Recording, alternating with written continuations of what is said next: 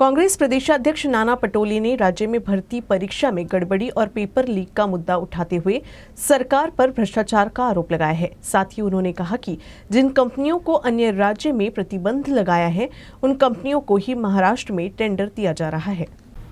सत्तेमध्ये बसलेल्यांच्या मुलांना त्या कंपनीमध्ये इन्व्हॉल्व केलं गेलेलं आहे आणि प्रमुखांच्या मुलांना इन्व्हॉल्व केलं गेलेलं आहे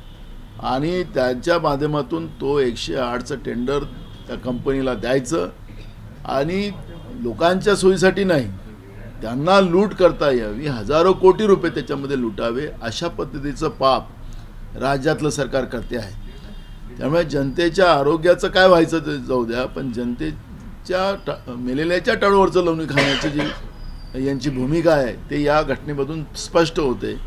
आणि म्हणून आता जो बीवेजीसाठी यांनी स्पेशल तो टेंडर काढायची प्रक्रिया केलेली आहे त्याच्यामध्ये त्यांनी थांबवावं, नाहीतर त्याचे सगळे पेपर आमच्याकडे आलेले आहेत। त्याच्यामध्ये या नेत्यांचे पोरं कसे आहेत त्याच्यामध्ये त्या